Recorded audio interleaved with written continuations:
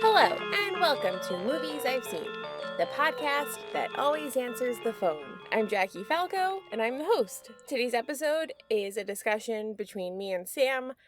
We talk about Scream. Initially, I thought we could talk about all 4 movies in one episode, but that clearly didn't happen. So the Scream sequels will be coming up. Just to tell you what you're in for, first we're going to talk about the plot, and then we're going to talk about what we like about Scream, and then we're going to say things we don't like about Scream. And that's a little controversial, but it happened. And we said it, and then I edited it, and now it's released. So there you go. It's not like Rich Evans putting Halloween at number 12 on his John Carpenter's movies list. Offensive. We're here to talk about Scream. Yes. And Scream 2, and Scream 3, and Scream 4. Yeah. So we embarked on this journey of watching all the Scream movies because I theorized that the first 4 Scream movies are of higher quality than the first 4 of any other famous slasher series. Yes. The theory was that there was a level of consistency that was maintained across all 4. Not that all 4 are better than all 4 of any of the other series. Right. Just that I would give all of them at least a 7 out of 10. I think even, which one's the worst? Scream 3? Mm-hmm. Even Scream 3, maybe a 6.5 out of 10 I would give it.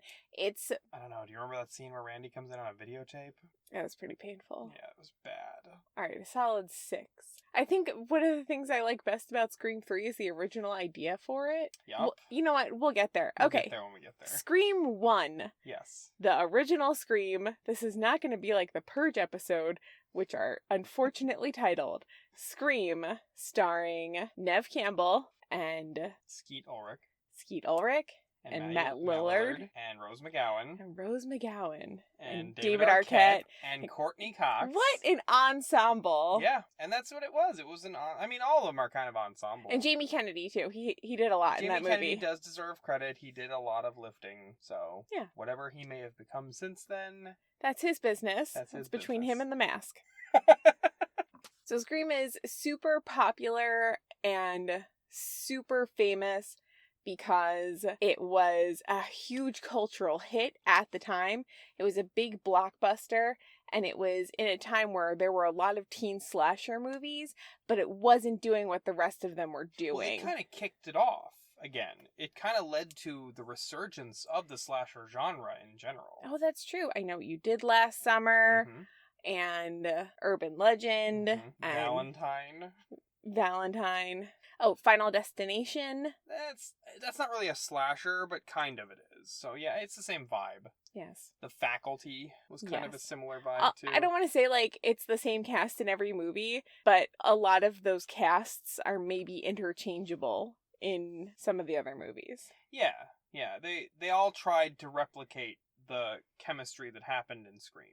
And they had good chemistry in Scream, but Wes Craven was the director. Mm-hmm. And Wes Craven... And Kevin Williamson deserves some credit for writing. It was a really good script. It was a tight, well-polished script. It was... What I was thinking about lately after rewatching the whole series is that Scream is a mystery, which sets it apart completely, in my opinion, from the rest of the genre. That the intrigue in the film is not...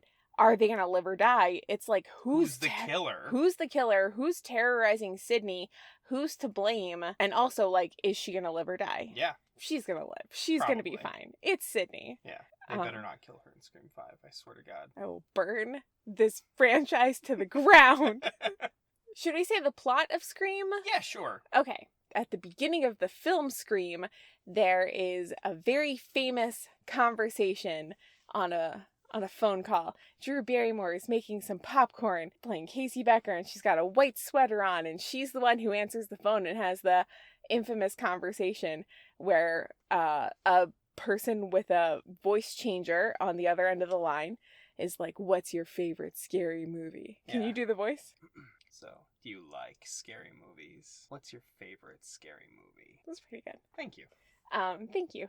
Ghostface is actually a pretty hard one to do because most people do that, like they do that creaky thing, and I'm like, that's not how it is. He's got like a little bit of a croak to his voice, but his voice is actually a little bit high pitched. Right. It's not obviously modulated. Mm-hmm. It's just a guy's voice. Like, right. That's why it throws you off, because it's just a guy's voice. Right. All right. We're getting bogged down. Okay. So that's the opening scene, the famous conversation. Ghostface is at Casey's house, and he kills her boyfriend, and then he kills her. Well, he quizzes her on horror movies, and when she gets a question wrong, which is a trick question, by the way, he kills her boyfriend in front of her. He ties him up in a chair outside and guts him in front of her. Yeah. Yeah. It's upsetting. And then he kills her, and then the real plot of the movie starts. So this is like the teaser at the beginning. Then we meet our main character, Sydney. What's her last name? Prescott. Sydney Prescott. I mean, they say it 100 times. I don't know why I couldn't remember it. In every movie, Sydney Prescott. Sydney Prescott. Sydney Prescott. Sydney Prescott, daughter of Maureen Prescott. Yeah, we got it. Okay, so we meet Sydney Prescott. She's the protagonist. And what's going on with her is her mother was killed a year before she was murdered. And Sydney testified in a trial that a man named Cotton Weary killed her mother. And Cotton Weary is in jail. And this... On death row. On death row.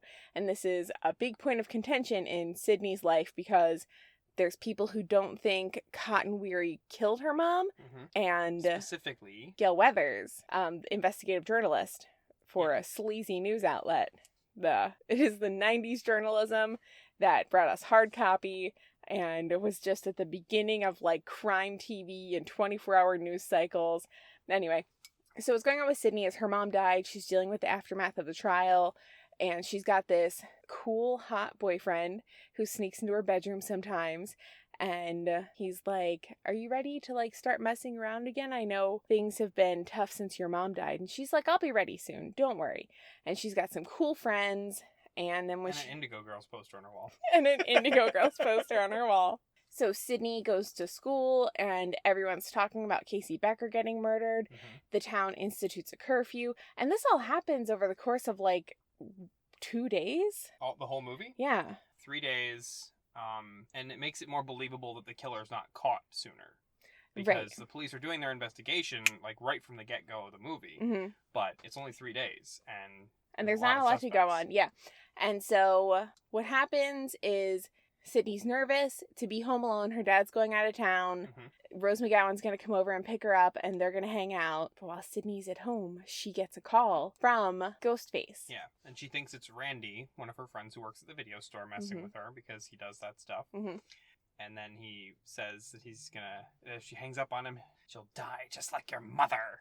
And then that's when she realizes that this is not a joke. Yep. At least not one she finds funny. No, and Randy would never do that. No, Randy would never do that, so she knows it's not a friend of hers. Yeah, and then he's in the house. Yeah, she confronts him early on. Yeah, he's like insinuating that he's right outside. Not insinuating. He straight up says, "I'm outside," and she's like, "Yeah, I call your bluff," and like steps out on the porch. And then she's like, she puts her finger in her nose. It's she's so like, funny. What am I doing then? Huh? Yeah, she's very ballsy, and it endears her pretty quickly. Yeah, she's extremely likable. But Ghostface is at her house. Mm-hmm. And he doesn't kill her. She gets away. Yeah, Ghostface tries to kill her. She barricades her door, keeps him out. And then she's calling 911, and then Billy pops up in the window, just like the night previously. And he's like, "Hey, are you okay? What's going on? I heard screaming." And then a phone falls out of his jacket, and she's like, and she assumes it was him, and then she runs away, and then... Because not everyone has cell phones at this time. Yeah. It's 1997. Yes. And drug dealers have cell phones. And rich people. And this town is full of rich people. Yeah, it's clearly an affluent white community in California. Yeah. So. They could all have cell phones. It's fine. It's believable that they would have cell phones. But yeah, so she accuses Billy of being the killer because he showed up... Well, at least terrorizing her. She doesn't know that Ghostface is the one who killed Casey Becker. No, they know. Oh, they know. Yeah. Well, so she's like, I don't know, it could be him. And then the cops show up, and they take her to the station, and they take Billy down to the station, and they call his dad. Mm-hmm. Yeah, and Sydney's there, and he's like, how could you think it's me, Sydney? And like, yeah. And she's like, I didn't say it was you, but I'm just not sure it wasn't you. And it's very relatable. And I'm sorry you're going through it, Sid. And Yeah. I understand your mom was murdered last year, so maybe you're a little skittish. Yeah. And also, I'm sorry your dad's out of town. This seems hard to go through alone. Yeah, and they can't get a hold of her dad either. Right. They said they can't. Dewey, David Arquette, is like looking up the registry for the hotel. He's the sheriff, supposed to be Sheriff Dewey. No, he's a deputy. Oh, Deputy Dewey. I'm sorry. The sheriff's a character in the movie, Jackie. He's Deputy Dewey. Deputy Dewey. Yeah. And that's Rose McGowan's brother. And so he has a personal relationship with Sydney. Yes, he's so clearly he's caring for her. Yeah, he clearly has like a surrogate big brother kind of relationship with her. Mhm. She knows him. She refers to him by his first name a lot, and he's like, "That's Deputy Riley today, Sid." Yeah.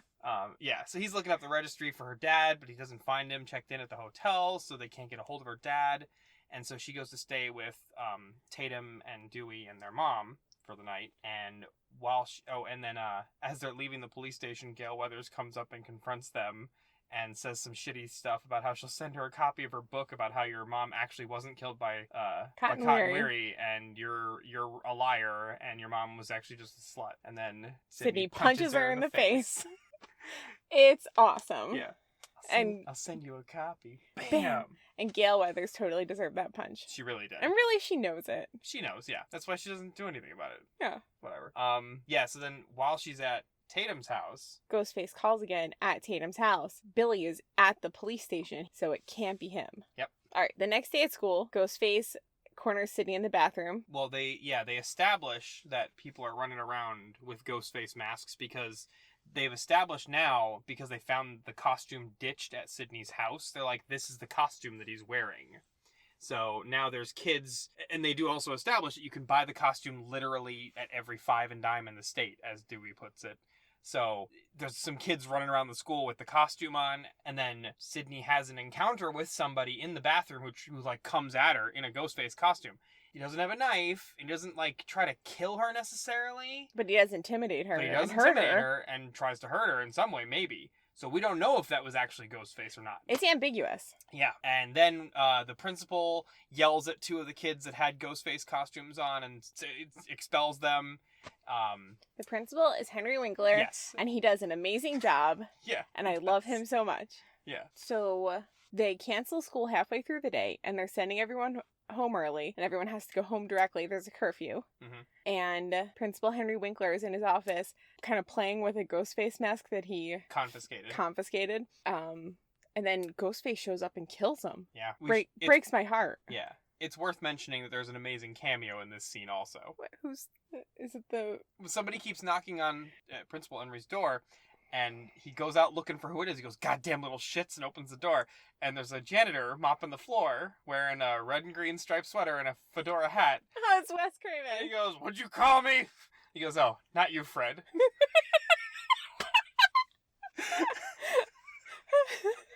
It's the best director cameo of all time. It really is. Directors like to put themselves in their movies sometimes when there's just a little role they feel like only they can fit perfectly, and this is it. This is the best one that there ever was. Yeah. It's fantastic. Yeah, it really is. And that's the only way I know what he looks like. Really? He was in Wes Craven's New Nightmare. I don't remember. As himself. I mean, I guess I saw that movie, but I really remember him as the creepy janitor. I mean, that's probably how he would want to be remembered. I think so. Rest in peace. Rest in peace, Wes Craven. We all miss you. Principal Henry Winkler gets murdered. It's really sad. All right, so I just want to pause right here and say, here's the group dynamic that's going on because it's really important in the movie. Sydney used to go out with Billy, and then she low-key accused him of being Ghostface, but then turns out he didn't do it. And she's like, he didn't do it. He couldn't have called me.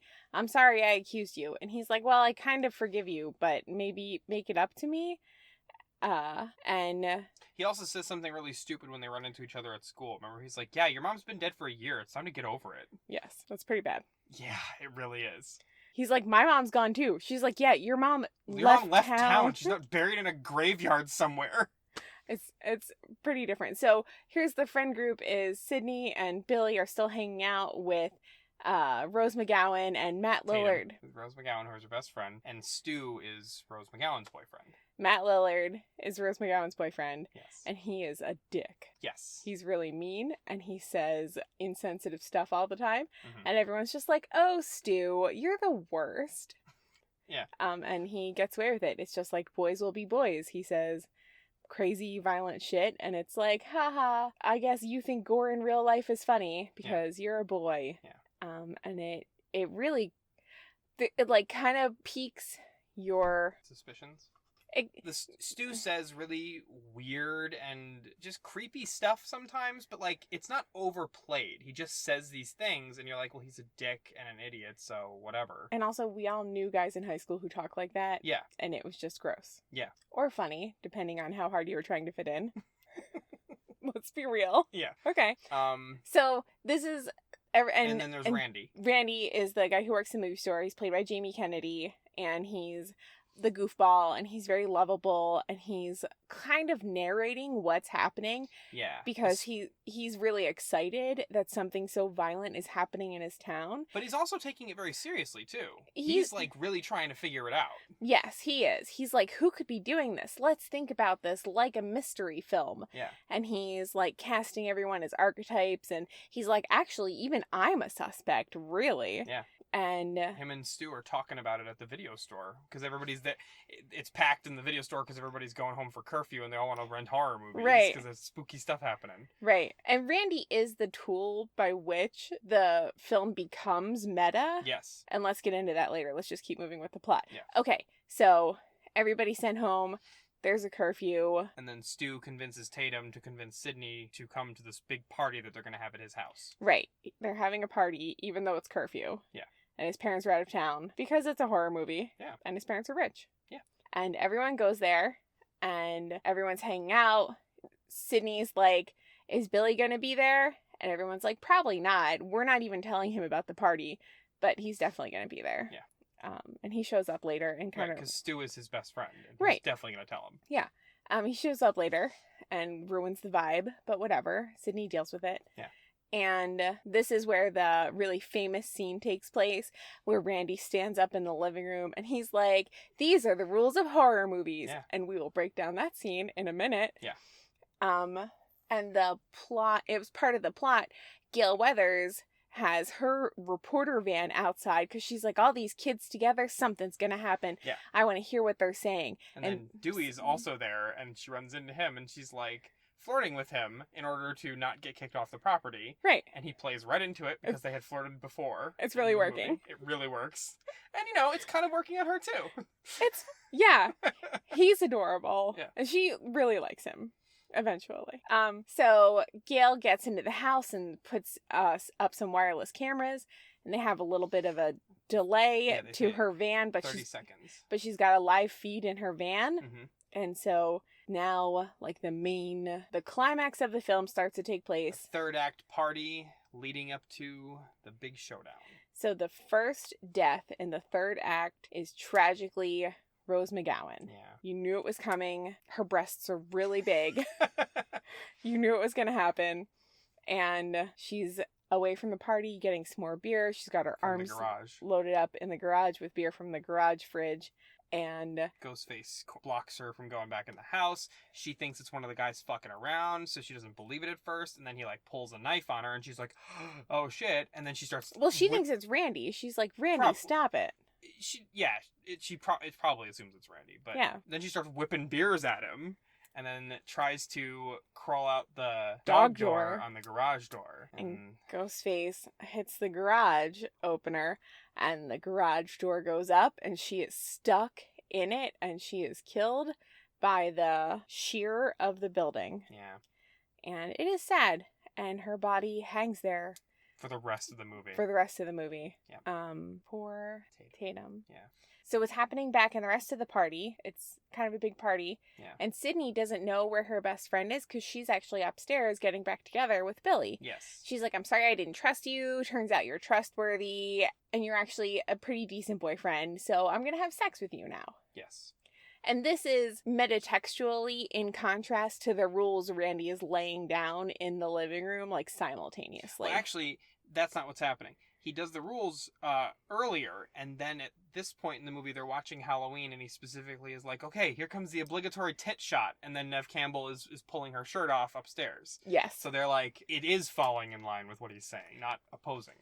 Yes. But we do not see Neve Campbell's breasts. No. Because it's a classy film. Exactly. It's just acknowledging that the stereotype exists in the universe of horror movies without being crass. Yes, exactly. Okay, and then a lot happens. Okay. That's when they get the phone call about the principal's body being discovered on the football field. Yes, Principal Henry Winkler has been gutted and hung from the goalposts, and like, people are excited to see it because I don't know. They kind of establish a little bit. I'm sure that some of this got cut in some scenes, but they kind of establish that everybody regards Principal Henry Winkler as a joke at the school. He's very, very like, I want you to know that your principal loves you and cares deeply about you. Like, he's a very compassionate principal and like takes his job very seriously, but is a very like, yeah, he's a very like liberal, I love each and every one of you children kind of principal. Mm-hmm. And they seem to regard him as kind of a joke as a result, which is why the scene where he yells at those two in his office is contrasted, because he kind of gets dark for a minute there because he's mad that they're like making light of this horrible thing that just happened. Yeah. Yeah. That's why his death, besides the fact that it's Henry Winkler, is so tragic. Right. He's a trustworthy adult. Yeah. So yeah, like everybody at the party like jets at that moment. They're all drunk and they jump in their cars and drive away and almost hit Dewey and Gail on the road. Yeah, so basically left at the house, it's Stu, Randy, Sydney, Billy, and I guess Dewey and Gail Weathers. Yeah, and then they find Neil Prescott's car, Sydney's dad. They find his car in the woods. Down the road. And Dewey's like, what's he doing here? And they establish the sheriff suspects that it's Neil because the cell phone calls had come from his phone. Yes. And it is the anniversary of his wife's death. It's a triple whammy. Yeah. It's not looking great for Neil Prescott. Not looking great. Okay, so in the climax of the film, while Sydney and Billy are upstairs, everyone has left the party. They come... Except for Randy. And Randy and Stu are still there. Yeah, before they come downstairs, they're getting dressed after having had sex. Mm-hmm. And I guess Billy says something to... She's like putting her shoes on and she's like looking at the phone and be like, hey, who'd you call when you got arrested? And he's like, what do you mean? And she's like, well, you know, when you get arrested, you get one phone call, so... And the sheriff called your dad. She says that. Yeah, she says, Sheriff Burke called your dad, so like... I just thought it would have been clever if you called me from the police station as a way to throw me off track. And he goes, you still think it's me?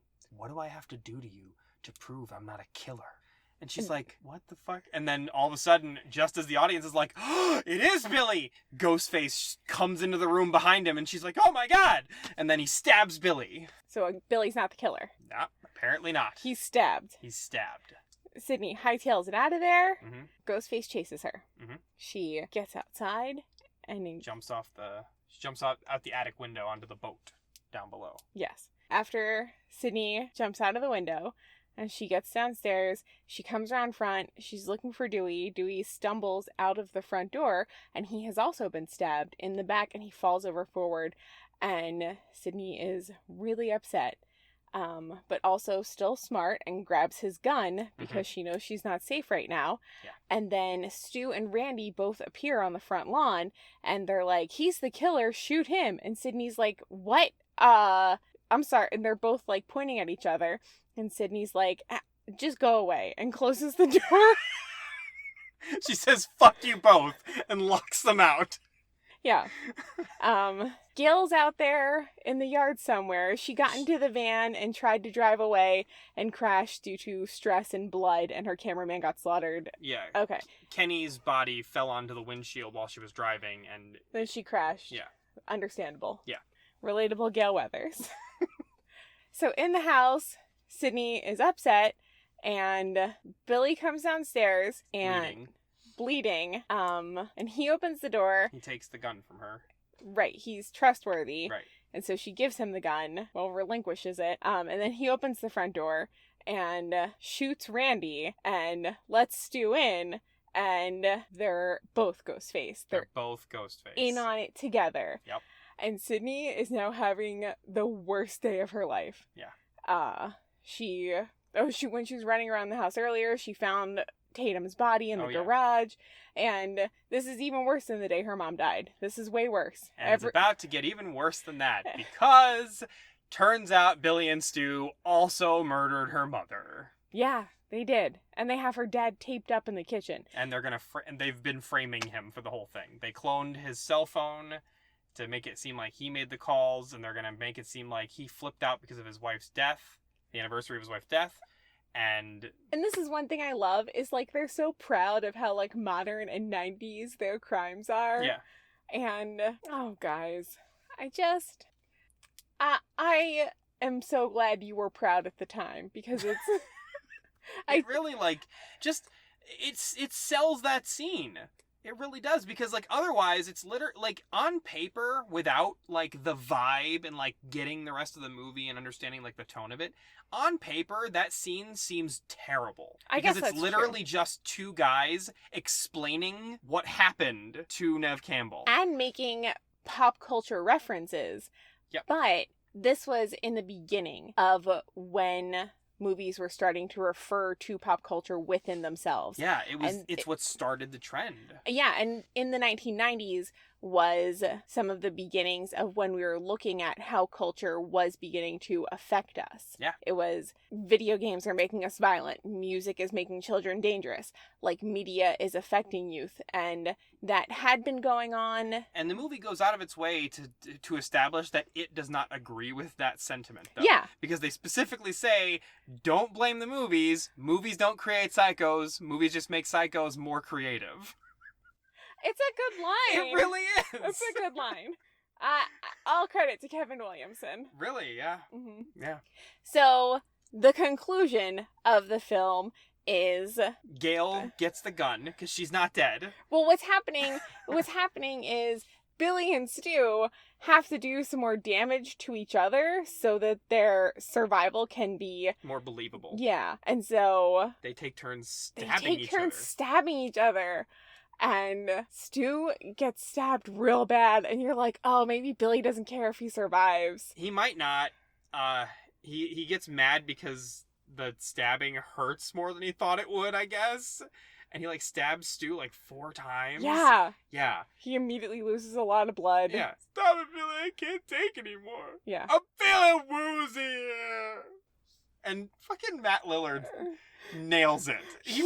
People make fun of his performance in this movie. It's fucking great. I don't think they're making fun of it. I think they're cherishing it. I hope that's the case. I really think it is. The vibe that I get is that people think he's overacting and all this stuff. I don't think he is at all. I think he's a delight in this part. And retroactively, the fact that he is one of the killers retroactively affects everything that he does in the movie up until you know that he's the killer. Yeah. Because all the stuff that he says and does and the way that he acts up until that point in the movie, you're like, how the fuck did I not notice It's this? so suspicious. And Billy is sitting there the whole time, like, giving him the shut the fuck up look, but they don't focus on it. So unless you're paying attention, you don't know. If there was a musical sting to let you know what Stu was saying was ominous, yeah, then you would know, but there's no musical sting. Nope, it's just it a flies conversation under the radar. that happens. And yeah. really, this says a lot about like how much violence we tolerate in our normal conversation. Yeah. Well, I mean, like, did back then. I feel like it's different now. Maybe. Thanks, 9/11. Wait, no, hold on. Maybe. Thanks, Columbine. I'm gonna use both of those. No, but like that is worth. Wait, we have to get to the end of the film. Okay. So, Stu and Billy are stabbing each other. Everything's bad. Gil gets the gun and shoots. But no, she tries to, but the safety's on. So Billy knocks her down, takes the gun back, and is getting ready to execute her. But then Stu turns around. And he's like, "Yeah, you're gonna love this." Oh no, Sydney's gone, and they're like, "What?" And they're both stabbed and bleeding, and Sydney's missing now. And they're like, what the fuck? Then she calls them and is like, got the voice changer, and she's like, are you alone in the house? And he's like, what the fuck? And she's like, I just called the cops on you and reported you. So you're done. Your plan is over. Even if you kill me before they get here, you're still going to jail, idiots. Yep. But they don't kill her. She's hiding in a closet, and She dresses up in the Ghostface costume and stabs Billy with an umbrella. yeah, when he opens the closet door, she lunges out at him, stabs an umbrella through his chest. It's great. Yeah. It's real good. Yeah. Her dad is alive, and then Stu makes a final run at her, and she shoots him, right? Nope, don't you remember? No. He tackles her over the couch and he's like, got her on the living room floor and he's strangling her. And he's like, I always had a thing for you, Sid. And then she hits him in the nuts and then shoves him off, or then hits him with a lamp. And he's like on the ground, like stunned. And she goes, in your dreams. And she drops the TV on his head. It's good. Yeah. It's a great climax to a really intense movie. It is a joy. Yeah. That's the plot of Scream. That's everything that happens. Yeah. Okay, so here's some more of the best things about Scream. What do Every you want to discuss about Scream? every part is my favorite. Maybe not every part. Not the part where Tatum gets murdered. Sydney is my favorite. Casey Becker is my favorite. The climax, the showdown is my favorite. It's so good. Yeah. My expectations going into this movie, like, I didn't have any. Like, I saw it when I was pretty young, and I didn't really know what to expect. And every time I watch it, I like it even more. Mm-hmm. It really has continued to grow on me as I've grown, like, as a horror fan. Yeah. And as a murder mystery, it also has a great rewatchability too, because even though you know what's going to happen, you start paying attention to the very subtle clues that are dropped throughout the movie. Right, Like I was talking about Stu and Billy's interactions with each other Yeah. and with other people and stuff. Like you start you pick up on that stuff at rewatching it. And this is one of the strengths of the series as a whole, Mhm. is that it retains the mystery. Yeah. And some movies you care less than others. Yeah. But it's still there. It's better than nothing. Yeah, it's better than nothing. And I don't want to be mean to the Friday the 13th movies, You better not. but boy, they don't have plots. Some of them do. Well, barely. Barely. The Friday the 13th movie that has the most plot is the one that everyone hates. Which one? Jason Goes to Hell. Yeah, it does have the most plot. You're right.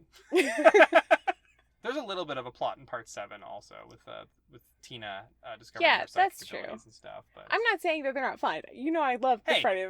part 6 has a plot also. Okay, I'm sorry. I've had enough of your shaming of Friday the 13th. Okay. But what we were comparing is the first 4 in the series. Yeah, not no, the I know. best 4. I know.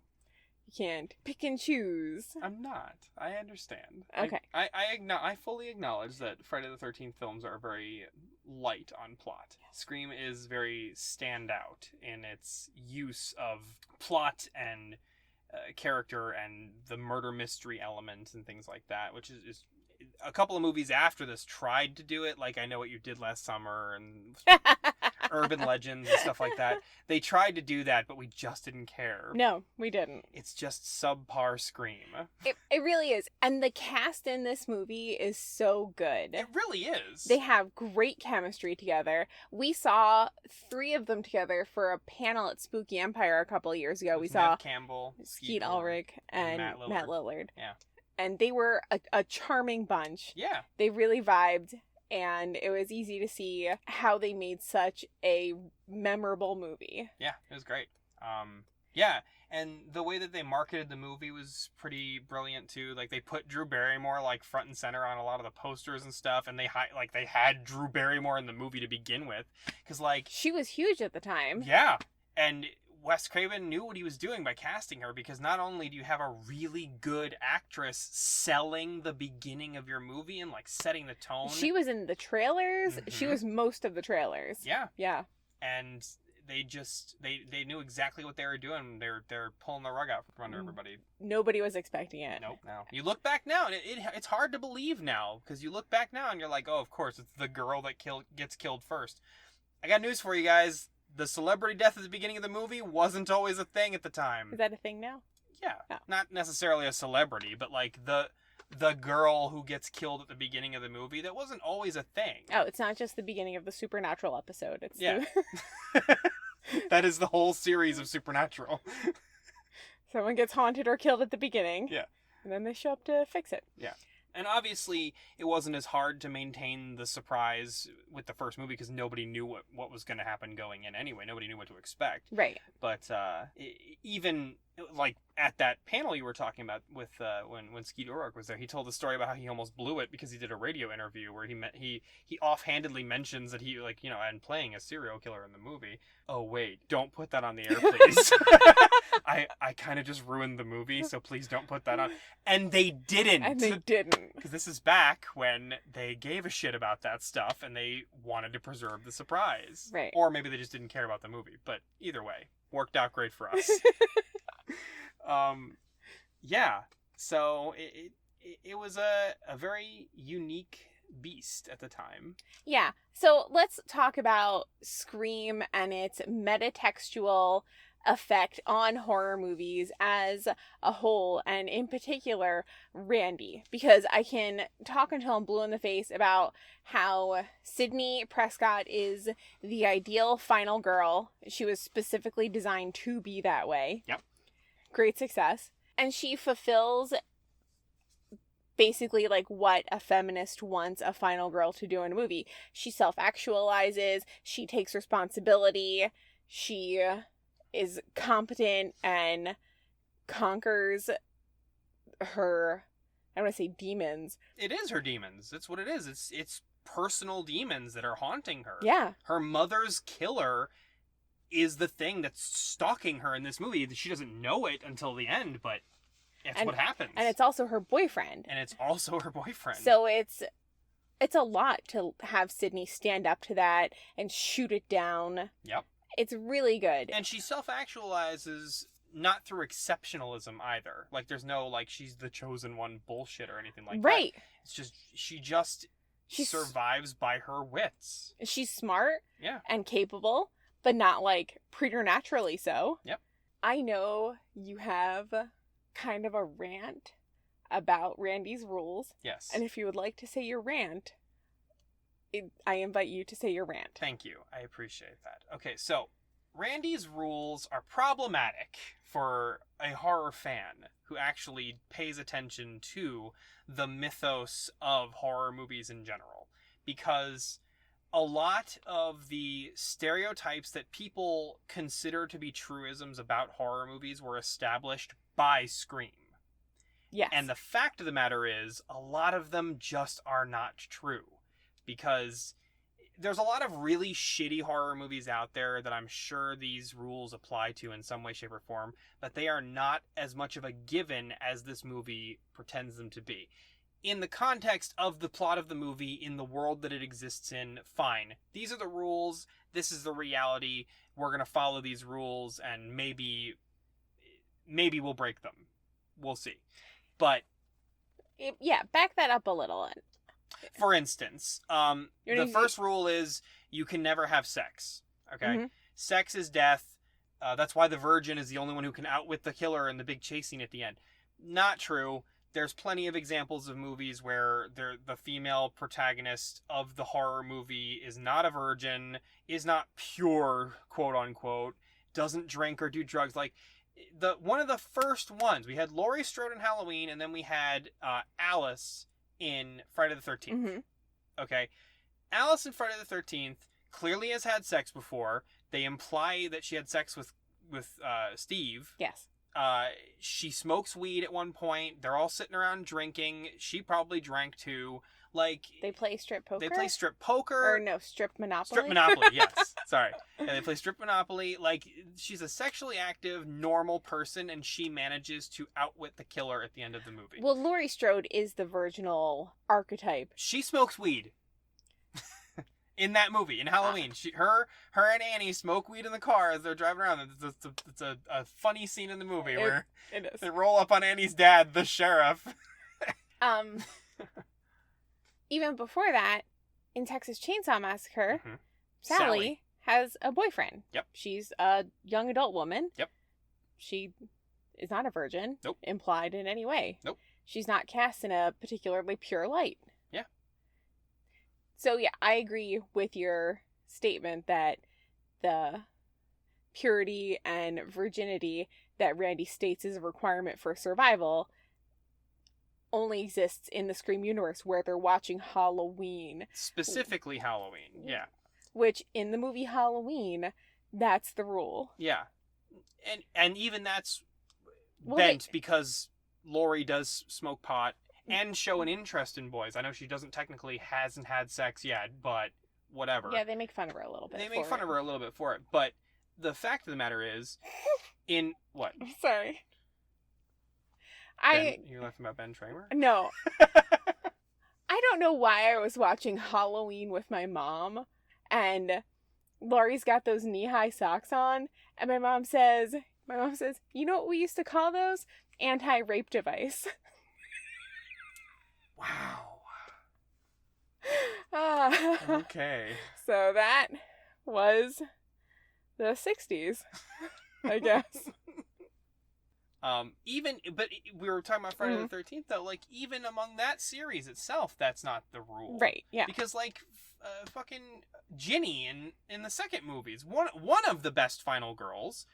She's smart, capable, all this stuff. She drinks booze.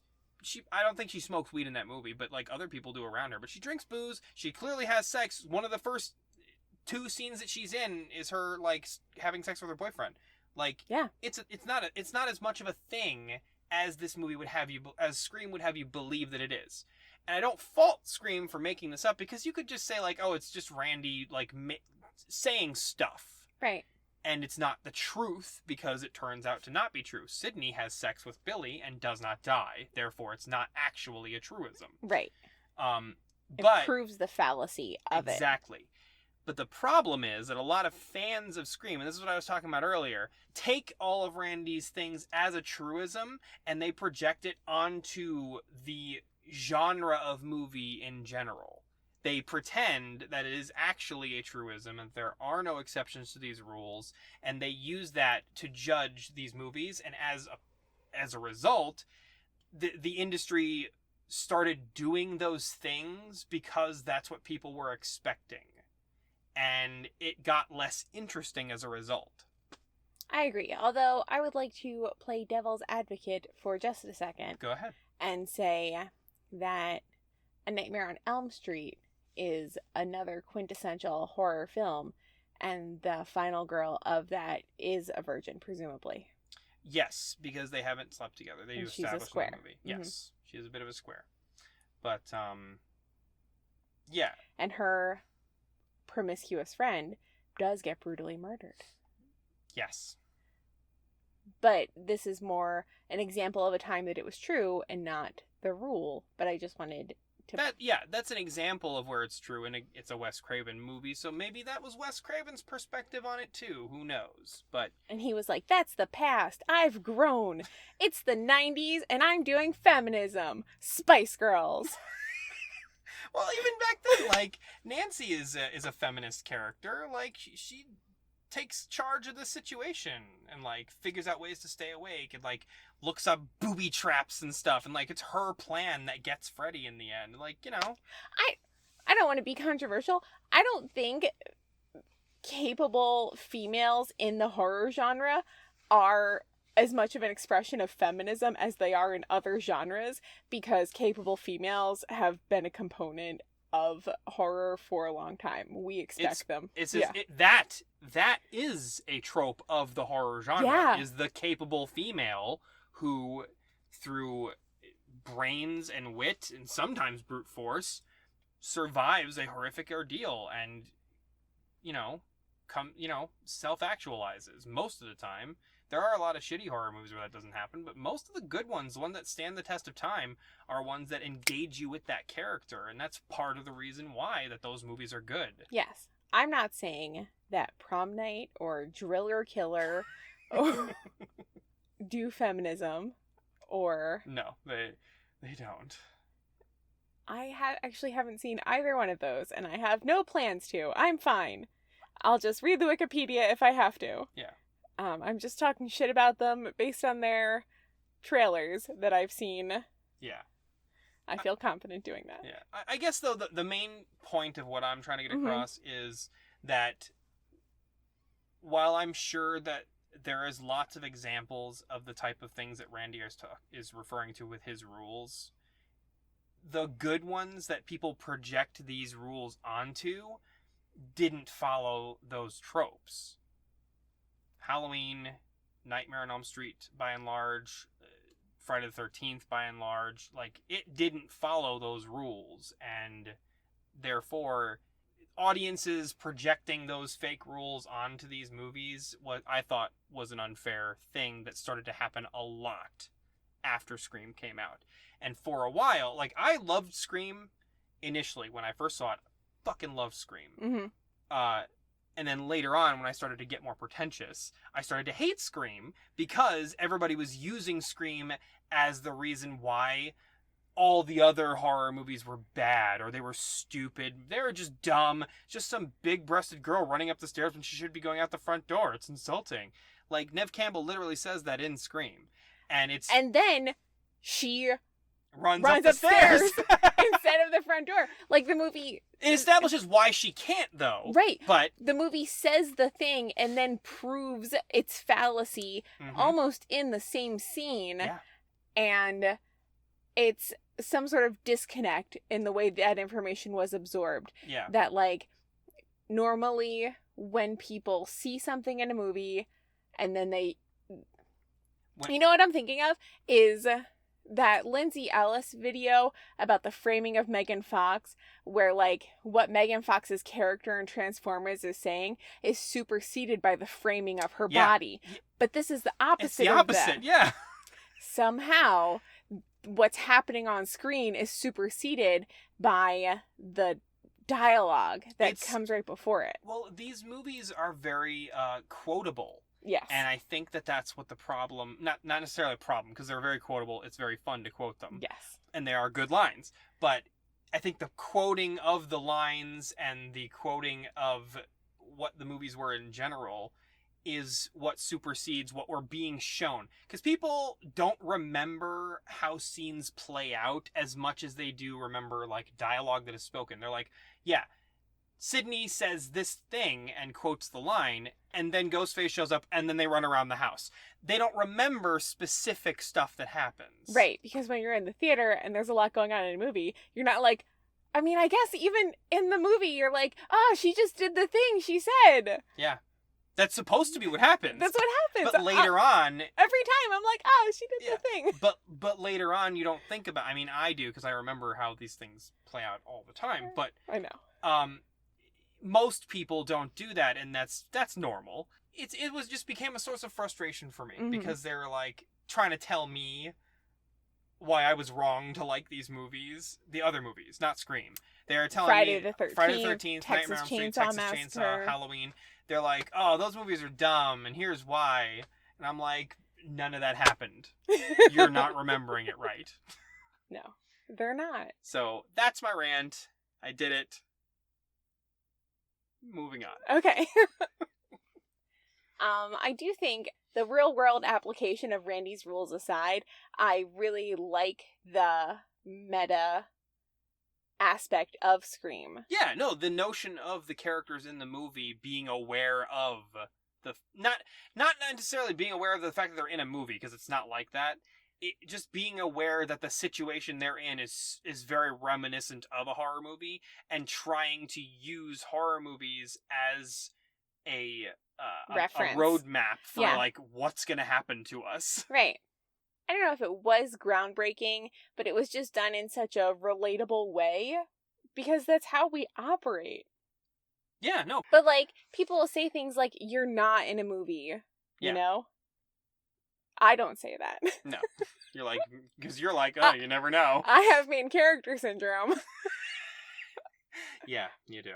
I'm sorry. I feel validated. And I don't say, it's not a movie, because I have personal problems. But yeah, lots of other people say that to differentiate reality from fiction. And I like the blurring of fiction with the possibility of reality. Yeah. And it's all very tightly intertwined, too, because in the first movie, they're emulating horror movies that they've seen to release their existing psychotic tendencies. And then in later films, we're copying the thing that these real people did that was based on a movie that they saw. So it just keeps getting more layers and going in this big cycle. Right, so we can talk about Scream 2 now, because that That's the plot of Scream 2. It's just like the next meta level out, yeah. where the events in Scream 1 were real, and then some really disrespectful director and film productions. Robert Rodriguez. As we found out in Scream 4. Yeah. A Robert Rodriguez film. The movie. Robert Rodriguez made a movie called Stab, based on Gail Weathers' book. The Woodsboro Murders.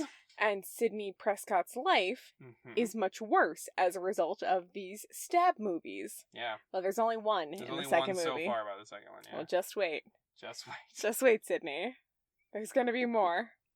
Editing Jackie here. Just kidding. Scream 2 is the next episode. Thanks for listening. That was part 1 of a 2-part discussion to be continued. I haven't been adhering to my strict release schedule because October is just a crazy time of the year for me, and I have sort of switched to this YouTuber model where I just release episodes whenever they're finished, and that's not ideal for a podcast, but that's what's happening for now. So just make sure you're subscribed, and you'll always be notified when a new one comes out. You won't have to check back on any day of the week because it's just going to be random for now. Sorry, this is the best I can do. Okay, if you are liking the show, please give us a rating. And if you have any comments or questions, you can contact us through the show notes. The last couple episodes have done pretty well. It's a little encouraging. So if you like this podcast, tell your friends or just one friend about it. It would be nice. Okay, well, I hope you have a really nice week, and I'll talk to you soon.